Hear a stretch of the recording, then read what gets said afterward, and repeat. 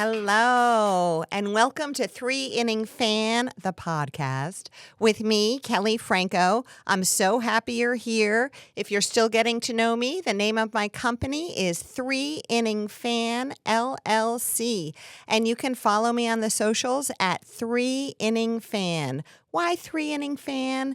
Because sometimes you don't have time for all 9 innings, or maybe you don't have time to listen to sports radio for 2 hours and you want your news in 20 minutes. So here you are. And you know what? You're no less of a fan if you don't have all day to watch baseball or read about it or listen about it or argue about it. So thanks for joining me.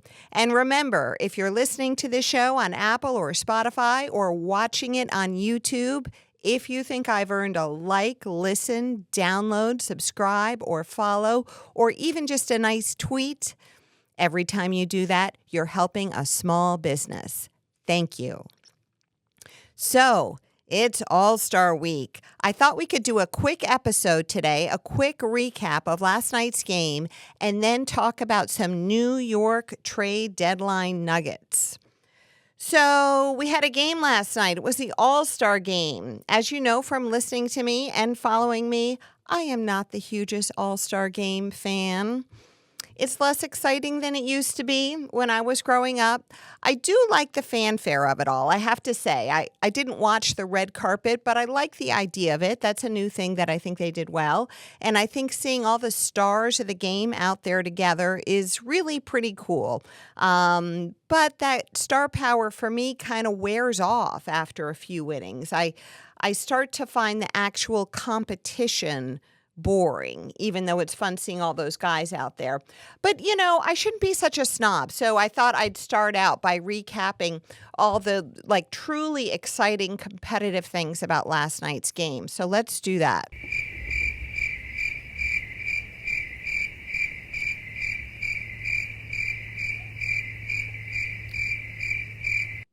Okay, that's great. Let's move on. So welcome to the second half of the 2024 season. It's a marathon and not a sprint, and I have not hit the wall. I'm here for it. I can't wait for real baseball to return on Friday.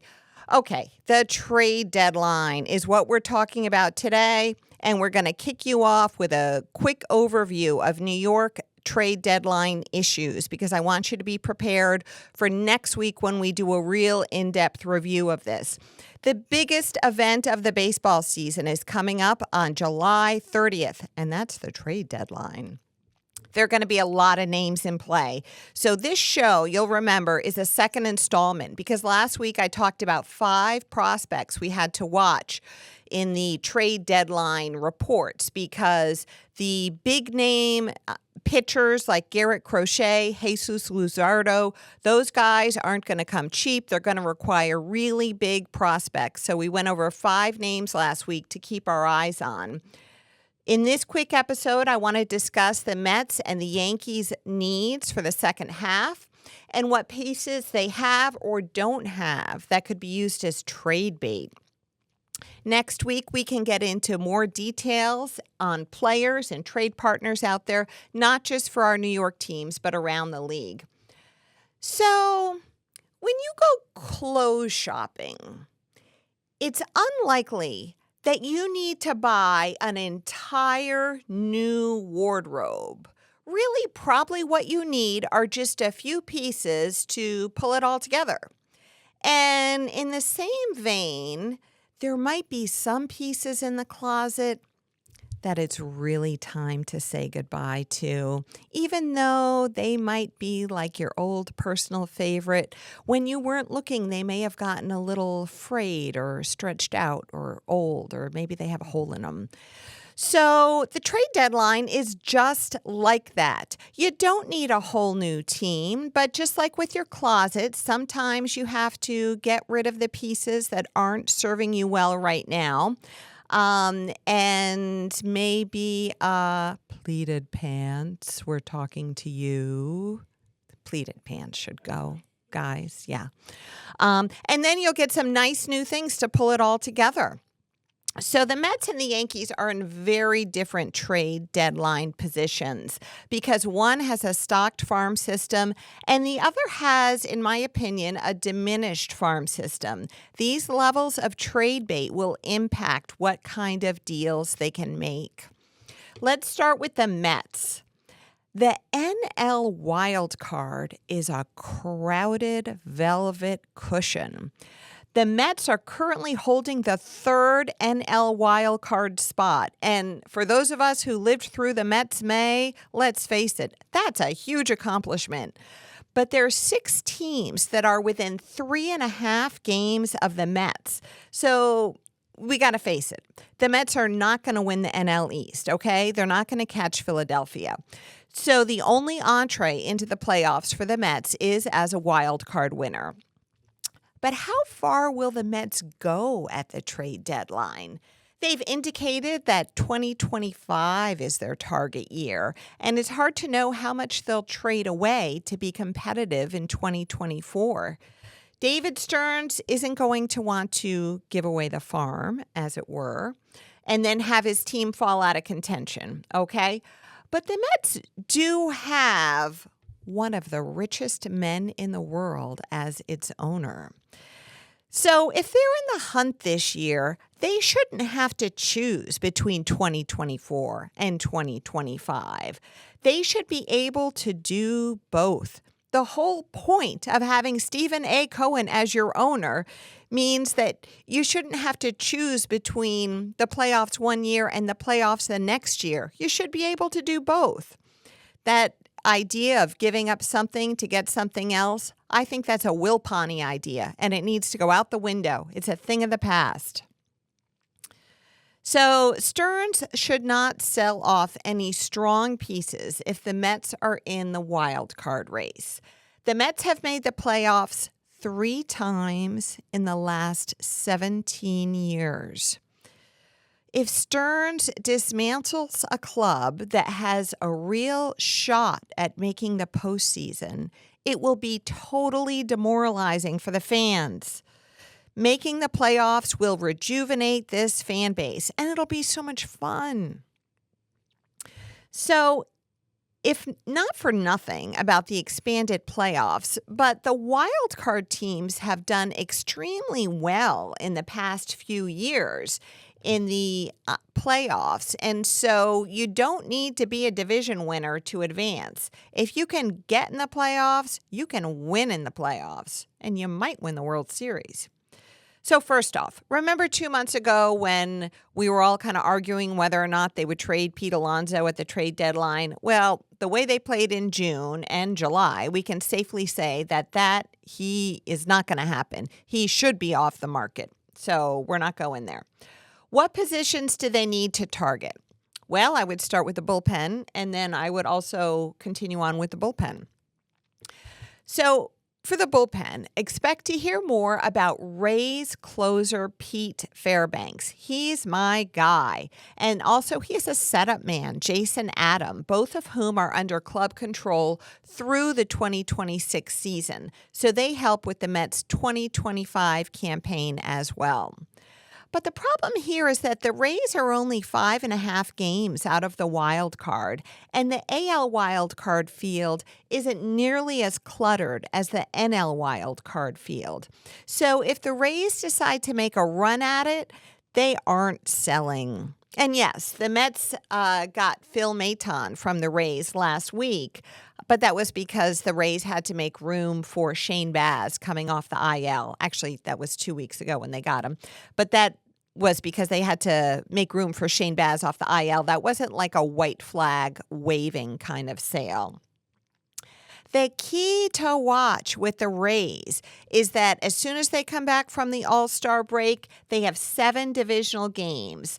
They're playing the Yankees and the Blue Jays. And so after that, their status as buyers or sellers could be cemented. So let's keep an eye on that.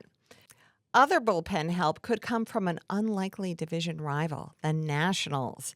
They have relievers Kyle Finnegan, he of pitch clock violation fame, and Hunter Harvey. But I don't think so, since these guys are under club control through 2025, so the Nats might regret it if they trade them to the Mets, because the Nats would have to face them next year. If they were rentals, it would be a much more viable option for the Nats. We do know that Nats GM Mike Rizzo is building a beautiful young team, so they will be looking for young talent to play alongside Mackenzie Gore, C.J. Abrams, and James Wood. And the Mets have some young talent to trade too. They don't have Orioles-esque type young talent, but they have some young talent. The Mets, when they traded for Verlander and Scherzer and Robertson last July, got some pieces that really built up their farm system. I'm talking about Marco Vargas, Drew Gilbert, Ryan Clifford, and Luis Angel Acuna. So if the Mets wanted someone like the A's flame-throwing closer Mason Miller, who threw gas in the All-Star game last night, they would need to part with one of their good prospects. Now, the A's are saying they won't trade Miller, but I just don't see how this could be true. It makes 0 sense for the A's to hold on to him when they could get young talent. You might say, like, oh, but Mason Miller is young talent. They should hold on to him. No. I mean, he is, of course, young talent, but they shouldn't hold on to him because he is a guy whose average fastball is over 100 miles an hour, okay? And he has had elbow and shoulder issues over the past couple of seasons. So the risk of injury is very high for him. If the A's can get a great return on him, they should do that. And not to be a jerk about it, but say Miller gets the A's 5 or 10 more wins this season. Does that really move the needle for the A's? No. They need to build for the Vegas years because the club has created its own culture of losing in Oakland. Focus on Vegas. Back to the Metsies. As we discussed last week, if Senga returns to his old self, they will have some extra starting pitchers, which are always appealing to clubs in contention. Specifically, Severino and Quintana are rentals, and Minaya could be a rental because he has a player option at the end of the year. But I hate the idea of trading starting pitching when a team is contending. I'm risk-averse that way. One of these guys could go down in a heartbeat, especially the way pitchers get hurt these days. I'd rather hold on to them. Now, the pieces in the Mets closet that no longer look good on you, if you're the Mets, well, the first one, and I'm kind of sad to say this, but is Brett Beatty, honestly, because we were all so excited when he came up to the show. He could be on the table, given how finely Mark Vientos has been performing lately. And we can't forget Jeff McNeil. And it's painful to say that because I love Jeff McNeil. I really do. That batting title year, he was great. But just like Captain and Tennille, love will not keep us together. Some hits to the opposite field might keep us together, but not love. Remember that Captain and Tennille song? And then they got divorced. The love didn't keep them together. I'm not sure what happened, but maybe some sweet-talking girl came along singing a song. So a lot depends on how the Mets play when they return from the All-Star break this Friday through the following week, okay? If they hit a really bad streak and decide to sell Bader, Severino, Minaya, Quintana, or even Alonso, I don't think so, but they could all be on the table. But I think this team has played well enough to be buyers at the trade deadline, and Stern should hold on to these guys, especially Alonso, and make a run for it. All right, let's hop into the Yankees. Now, the Yankees should be in win-now mode. Why? Because this could be the only year when they have Judge and Soto in tandem on their team, and they need to make hay while the sun shines. The problem with the Yankees is that their farm system has issues. Spencer Jones, the power-hitting prospect who tore it up in spring training, is striking out 37.1% of the time. Jason Dominguez is basically out for the season. First, he was recovering from the Tommy John surgery that he had. Then he suffered an oblique strain, so he's back on the bench. And the Yankees probably won't trade Jones or Dominguez anyway. Everson Pereira had elbow surgery. Oswaldo Peraza had a shoulder injury, and he's back, but he's not playing up to snuff. And this is just how it goes with the prospects. Remember, we talked about that last week. You get what you get, and sometimes you might get upset. You just don't know which way they're going to break. Oh, and pitching prospects, well, forget that. They traded them all away for Soto last offseason. That was Michael King, Johnny Brito, Drew Thorpe, and Randy Vasquez. And if you're counting, Kyle Higashioka, the catcher, too. So they don't have a lot of pitchers to trade away. So I don't see the Yankees in contention for the marquee names like Garrett Crochet of the White Sox, who will command a valuable prospect, because they don't have the farm system except for the rehabbing Jones and Dominguez, and I see them as protected. So they might be thinking, the Yankees might be thinking in terms of smaller areas to help rather than a blockbuster. The most glaring spot where they need to upgrade is the infield, second and third base specifically. The bullpen could use some assist, and honestly, after the past 5 or so starts by Rodon, a starting pitcher could help too. But let's start with the infield. What are the pieces in the closet that may have looked awesome now, but just don't look as good? Gleyber Torres at second and DJ LeMahieu at third. They might just be those Hawaiian shirts that it's time to say goodbye to. They looked good once, but maybe it's time for them to go. There's a need for an upgrade, okay? And with the way the lineup looked with Stanton out, I hope the upgrades can hit. The Yankees should look at the Reds' Jonathan India. I love this idea. Right now, the Reds are 3 games under 500, but thanks to the new playoff format, they're only 3 games out of the wild card in the cluttered National League field. So it's hard to know if the Reds are sellers. But India's hitting .275 with a .377 on-base percentage. Volpe, on the other hand, is hitting .245 with a .300 OBP. India might be a nice new leadoff hitter, setting the table for Judge and Soto. Although he's a second baseman, his history indicates that he can move around the infield if necessary, and the Reds have been rumored about trading him in the past, so I think there's a chance that he's available. He's under team control until 2027, and so he comes with a bit of a commitment, which I don't mind. I think he's worth a strong look. Another third base option could be Matt Chapman of the Giants. And then for second base, there's Jazz Chisholm of the Marlins, who will definitely be sellers. He would be a possible acquisition, I think, for Yankees second base. For bullpen relief, we talked about Pete Fairbanks and Jason Adam of the Rays as possible trades for the Mets. But I don't see the Rays as making a trade with the Yankees because they're division rivals. Remember, Pete Fairbanks and Jason Adam are under club control through the 2026 season.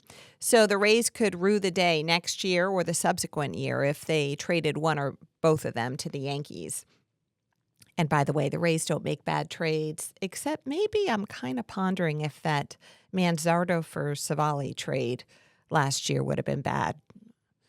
It seems like it didn't work out that well for them, but they win most trades. So Tanner Scott is a lefty reliever in the Marlins bullpen, and he would be a good addition to the Yankee bullpen. The Marlins are in full sell mode. They traded Luis Ariz early and, frankly, prematurely this season. But Tanner Scott will also be a prime target, and I suspect many clubs will be after him. He could be expensive. And those starting pitchers? Well, Crochet of the White Sox, Jesus Luzardo of the Marlins, they're only coming with big-time prospects. Jack Flaherty of the Tigers, back issues. That's all we need. Forget it. Too risky. So that's my quick rundown on the New York teams and their second half needs. And that will kick us off into the second half of this beautiful baseball season. And I have a special guest for my closer this week. And as you know, my closer is always what's good to eat while watching a ball game. Our guest contributor today is no one less than the grande dame of Mets Twitter, Mary Lawler. Mary is one of these women I really like and respect. And when I sat down to prep for this podcast, I had to kind of parse out what made me like and respect Mary so much, because sometimes you just have that feeling, but you don't really think about why. So I thought, why? And this is what I came up with, because I come from a line of very strong women. My aunties, the Franco women, they were tough and they were smart and they were no nonsense. And you know what else? They knew how to turn on the charm when they needed to. And beneath it all, they were kind. I see a lot of that in Mary. And I think that's why I like Mary so much. And back when I was just starting to make my name on X, I think it was called Twitter then, and Mary finally followed me back, I felt like I had earned something. So, as you might have guessed, as the grande dame of Mets Twitter, Mary knows her way around Citi Field, okay? She likes going to the Piazza 31 Club before the game starts and ordering a bases-loaded lemonade, which I had to kind of pry with a follow-up question like, gee, Mary, is there something besides lemonade in there? And with a giggle, she said, yes, there might be some vodka. So Mary is my kind of gal. So she has her spiked bases loaded lemonade or a glass of wine in the Piazza Club before the game. And I'm kind of reading into this, but as I do, you will too. You totally know that everybody wants to chat Mary up while she's in there because she is the grande dame. So everybody kind of wants to have their moment with her. And when Mary finishes up there and makes her way out to the seats to watch the game, she gets a burger and fries at Shake Shack.